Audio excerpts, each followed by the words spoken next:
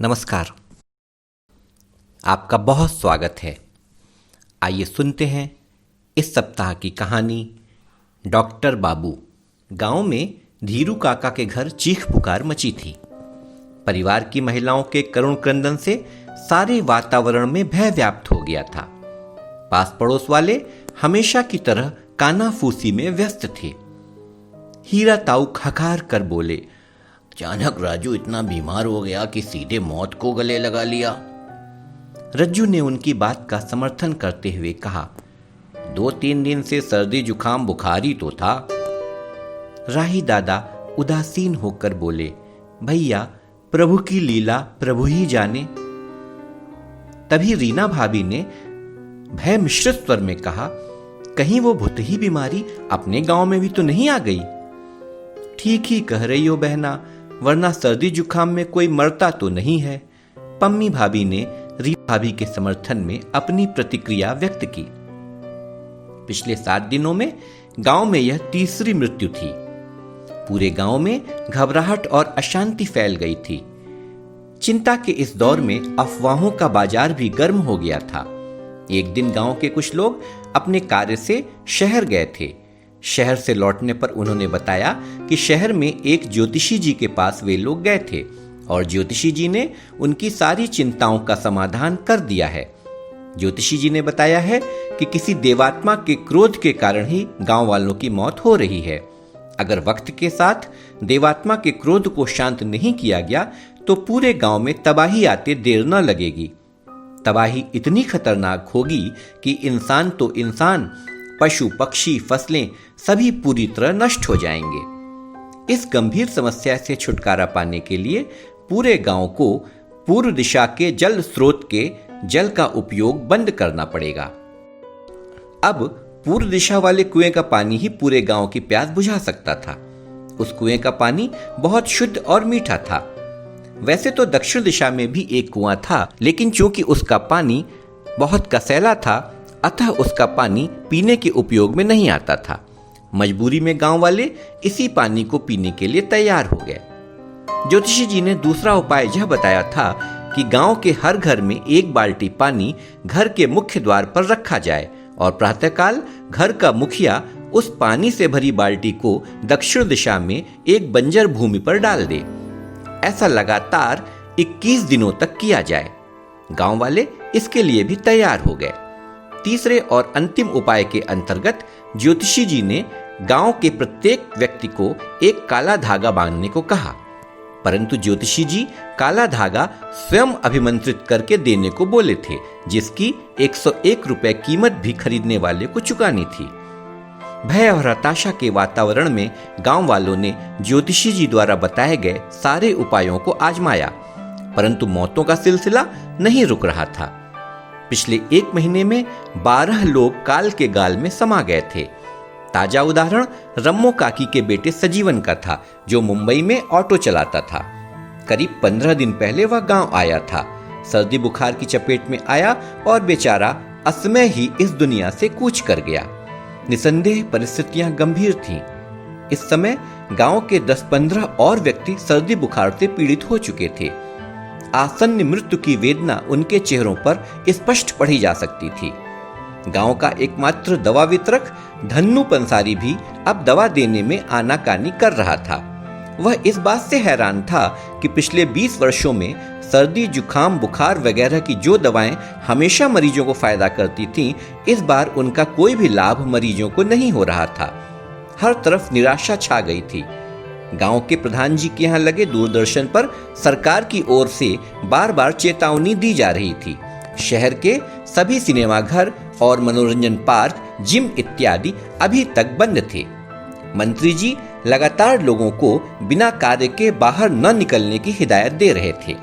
गांव में पान की गुमटी लगाने वाला खिन्नू पनवाड़ी कल पान लगाते लगाते अपने शहर भ्रमण के किस्से विधिवत सुना रहा था। अरे भैया पूछो मत, शहर का हाल तो बहुत खराब हो गया है। सारे शहरियों की शकल बंदर और भालू जैसी हो गई है। बंदर और भालू जैसी शक्ल कैसे भैया?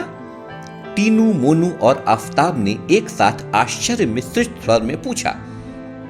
किन्नू ने उसकी उत्सुकता को शांत करते हुए कहा, अरे वो क्या कहते हैं ना, हाँ मास्क। सब लोग मास्क लगाए सड़क पर निकलते हैं।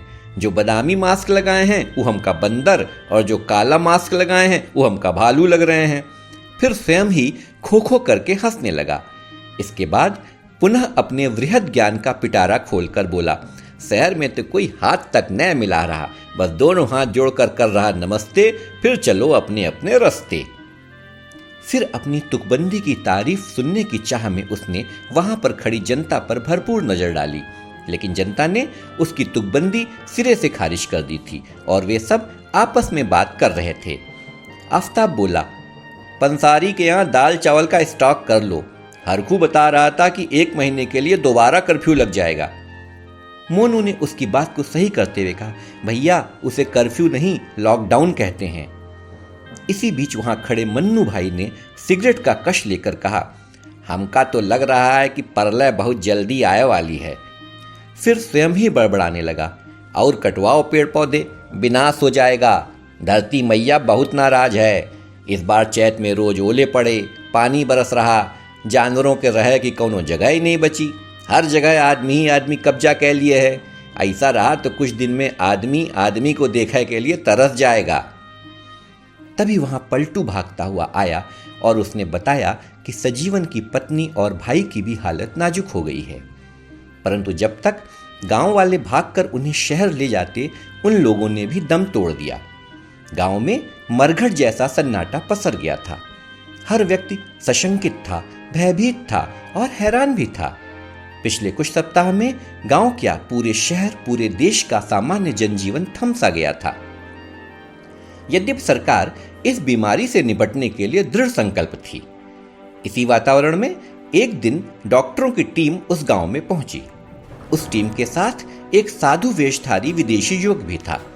उसके बारे में टीम के अन्य सदस्यों ने बताया कि युवक भारतीय संस्कृति से प्रभावित होकर भारतवर्ष में ही बस गया है और गांव-गांव, शहर-शहर घूमकर भारतीय मंत्र चिकित्सा पद्धति के बारे में लोगों को जागरूक करता रहता है। डॉक्टरों की टीम ने सर्वप्रथम गांव की सफाई कराई और पूरे गांव में दवा का छिड़काव कराया। इसके बाद माइक से घूम घूम कर उन्होंने सामाजिक दूरी बनाने, बिना आवश्यक कार्य के घर से बाहर न निकलने, किसी से हाथ न मिलाने, किसी को गले न लगाने, बार बार साबुन से हाथ धोने जैसी बातें विस्तार से साझा की। विशेष परिस्थितियों में घर से बाहर निकलने की स्थिति में उन्होंने सभी को मास्क भी वितरित किए। हर घर में सैनिटाइजर दिया। एक बात पर उन्होंने बहुत बल दिया कि यदि किसी को संक्रमण का खतरा हो जाता है तो उसे 2 सप्ताह के लिए अकेले छोड़ देना चाहिए, जिससे कि संक्रमण उसके किसी परिवारीजन में न फैले। अगर सजीवन को समय रहते अलग रखा जाता तो शायद उसकी पत्नी और भाई को बचाया जा सकता था। टीम ने सरपंच जी को दवाइयों का एक डिब्बा भी दिया, जिसमें लक्षणों के आधार पर दवा की प्रयोग विधि भी लिखी थी। उसके बाद गांव के बीचों बीच खड़े होकर माइक विदेशी युवक ने संभाला। सारे गांव वाले अपनी अपनी छतों पर आकर उसे सुनने लगे। 6 फीट लंबा, गौर वर्ण, धोती कुर्ता पहने, उन्नत ललाट पर पीला चंदन लगाए उसने जब बोलना शुरू किया तो ऐसा लगा मानो साक्षात मां सरस्वती उसकी जिह्वा पर विराजमान हो गई हो। इस गांव की समस्त दिव्य आत्माओं का मैं हृदय से नमन करता हूं। मैं इन लोगों की तरह कोई डॉक्टर नहीं हूं, लेकिन मैं इतना जानता हूं कि इस वैश्विक महामारी को फैलने से रोकने में आप पूर्णतया सक्षम हैं। प्रश्न यह है कि भारतवर्ष, जिसकी सभ्यता और संस्कृति ने संपूर्ण मानवता को समृद्ध किया है, वहां पर यह महामारी क्यों अपना पैर पसार पाई? शायद भारतवासियों ने अपने पूर्वजों के संस्कार और उनकी दी हुई सीख को आंशिक रूप से ही सही लेकिन विस्मृत कर दिया। हमारा शरीर मुख्यतः ऊर्जा का पिंड है और इसकी एक निश्चित आवृत्ति होती है। जब यह आवृत्ति कम होती है तो शरीर में रोग उत्पन्न होते हैं। शरीर की आवृत्ति बढ़ाने का एक माध्यम मंत्र है। मंत्र का मतलब सिर्फ संस्कृत वाले श्लोक नहीं, बल्कि मुंह से बार बार निकली हुई सकारात्मक बात भी मंत्र ही होती है। आप मन में सोचें और बोलें कि आप तन और मन से पूर्णतया स्वस्थ हैं, आप सर्वाधिक प्रसन्न हैं और आप सभी से निश्चल प्रेम करते हैं। दिन भर में कई बार इसे दोहराएं। यकीन मानिए, यदि आपने हमारी टीम के डॉक्टरों द्वारा बताई गई बातों का पालन किया और जीवन का जो मंत्र मैंने अभी आपको बताया है उसे बोला, तो यह वायरस तो क्या, जीवन में आप कभी बीमार नहीं पड़ेंगे। आप प्रणाम करिए और धन्यवाद दीजिए डॉक्टर, नर्स तथा अन्य लोगों का जो 24 घंटे सातों दिन आप लोगों की ही सेवा में लगे रहते हैं। पूरे गांव ने टीम के सम्मान में सिर झुकाया और तालियां बजाईं। इसके बाद वह गौरवर्ण दिव्य पुरुष सभी का अभिवादन करके शांत हो गया। तत्पश्चात सरपंच जी ने पूरी टीम के प्रति कृतज्ञता ज्ञापित करते हुए कहा कि आप सभी ने हम गांववासियों के मन में एक बार फिर भय मुक्त होकर जीने की राह दिखाई है। हम आपसे वादा करते हैं कि आप लोगों के द्वारा बताए हुए निर्देशों का हम सभी पालन करेंगे। फिर विदेशी साधु वेशधारी युवक से सरपंच जी ने बोलना शुरू किया। महोदय, आपने हम गांव वालों को जो दुर्लभ जीवन मंत्र प्रदान किया है उसके लिए पूरा गांव आपका आभारी रहेगा। आप हम लोगों के लिए असली डॉक्टर बाबू हैं। डॉक्टर लोग तो बीमारी आने के बाद उसे ठीक करते हैं, लेकिन आपके दिए हुए मंत्र से बीमारी आएगी ही नहीं।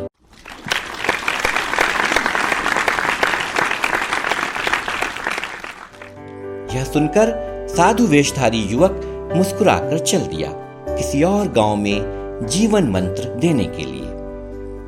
बस यहीं पर समाप्त होती है आज की कहानी। आपको कैसी लगी, अपनी प्रतिक्रिया हमें अवश्य दीजिएगा। अगले हफ्ते फिर मिलते हैं एक नई कहानी के साथ। तब तक आप खुश रहिए, स्वस्थ रहिए और अपना खूब ख्याल रखिए। नमस्कार।